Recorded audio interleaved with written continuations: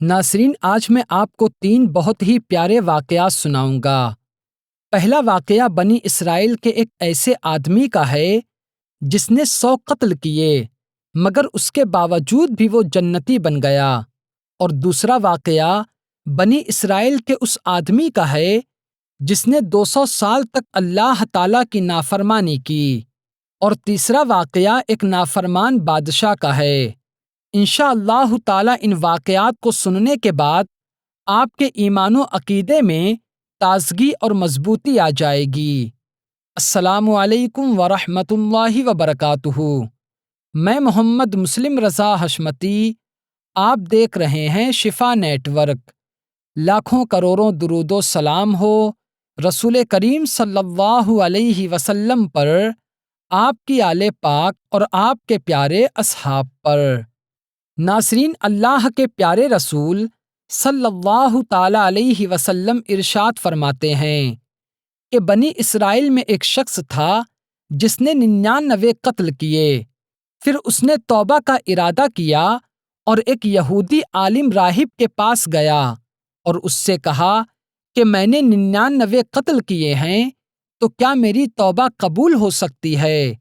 تو اس یہودی عالم نے کہا کہ تمہاری توبہ ہرگز قبول نہیں ہو سکتی۔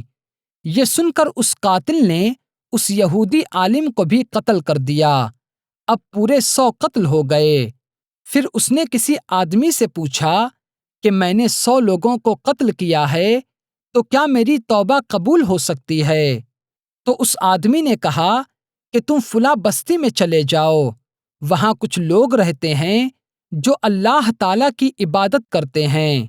اس آدمی کی بات سن کر قاتل نے اس بستی کی طرف سفر کرنا شروع کر دیا تاکہ اللہ والوں کی بارگاہ میں پہنچ کر وہ اپنے گناہوں کی سچی توبہ کرے۔ مگر ابھی وہ راستے ہی میں تھا کہ اس کا انتقال ہو گیا۔ جیسے ہی اس کا انتقال ہوا، اس کی روح کو لینے کے لیے رحمت کے فرشتے اور عذاب کے فرشتے دونوں آ گئے۔ رحمت کے فرشتوں نے عذاب کے فرشتوں سے کہا، اس کی روح کو ہم لے جائیں گے، بے شک یہ گنہگار ہے اور 100 لوگوں کا قاتل ہے، مگر یہ اللہ والوں کے پاس توبہ کی نیت سے جا رہا تھا، اس لیے اس کی روح کو ہم لے جائیں گے۔ اور عذاب کے فرشتوں نے کہا، اس کی روح کو ہم لے جائیں گے کیونکہ یہ 100 لوگوں کا قاتل ہے۔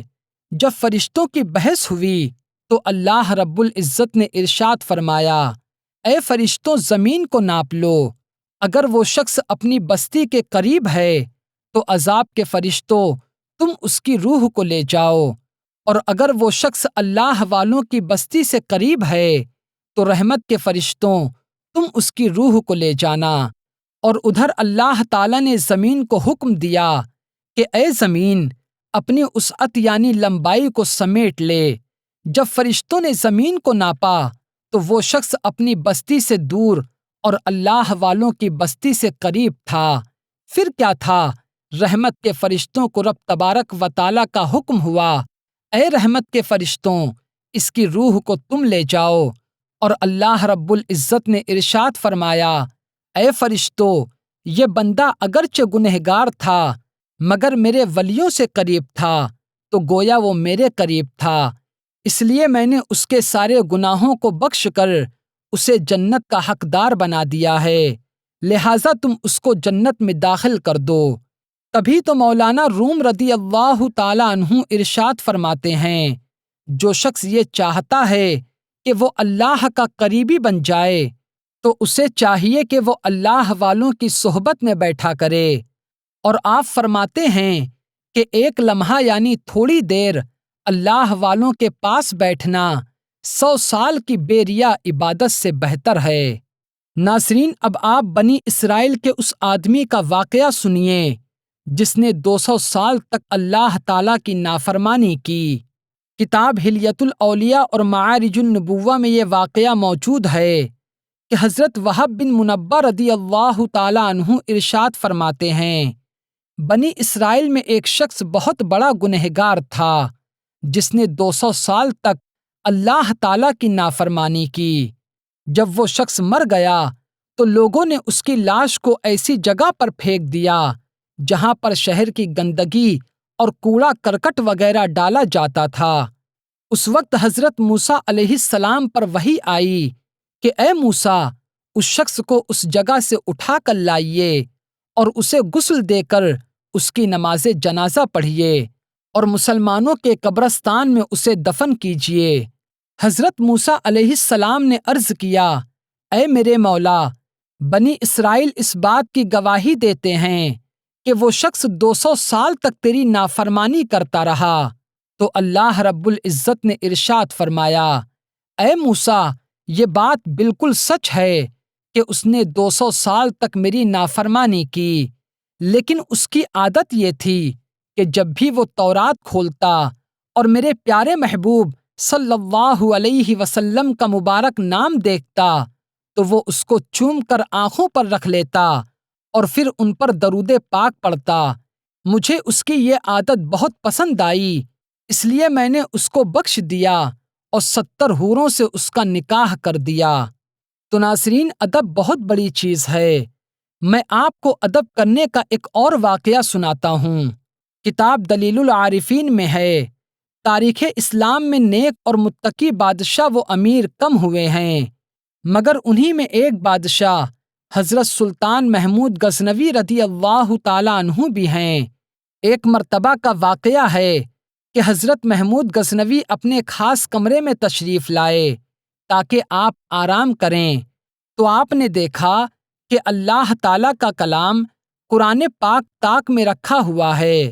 آپ کے ذہن میں خیال آیا کہ میں اس کمرے میں پاؤں پھیلا کر آرام کروں جس میں قرآن شریف رکھا ہوا ہو۔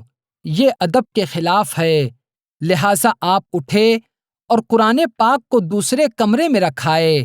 پھر آپ کو خیال آیا، اے محمود غزنوی، یہ تم نے کیا کیا؟ یہ ادب کے خلاف ہے۔ ادب تو یہ تھا کہ تم کو دوسرے کمرے میں جا کر سونا چاہیے اور قرآن پاک کو اپنی جگہ پر ہی رہنے دینا چاہیے تھا۔ آپ پھر اٹھے اور قرآن پاک کو لا کر پہلے والی جگہ پر رکھ دیا اور خود دوسرے کمرے میں جا کر آرام کرنے لگے۔ ناظرین، قرآن پاک کا یہ ادب اللہ تعالیٰ کو پسند آ گیا۔ آپ کے وصال کے بعد آپ کو خواب میں دیکھا گیا تو آپ بہت خوش نظر آ رہے تھے۔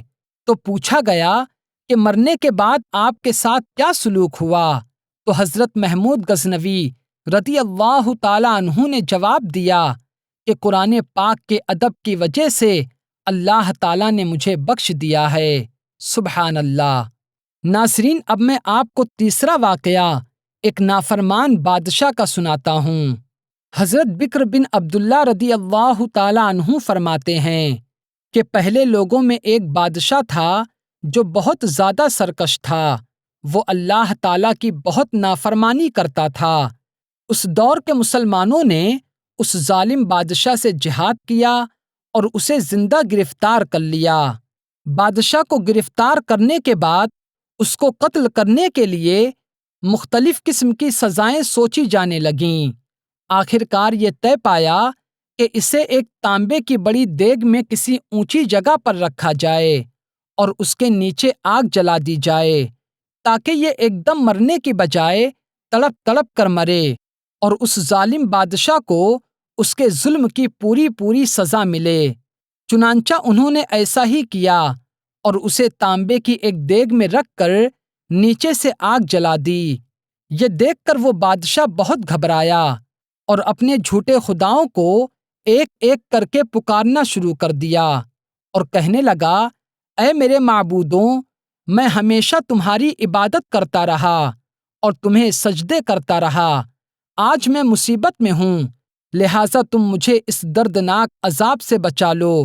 اسی طرح ایک ایک کر کے اس نے تمام جھوٹے خداؤں کو پکارا، لیکن اس کے جھوٹے خداؤں نے اس کی مدد نہیں کی، کیونکہ وہ تو خود اپنی حفاظت کے محتاج تھے، وہ بادشاہ کی حفاظت کیا کرتے۔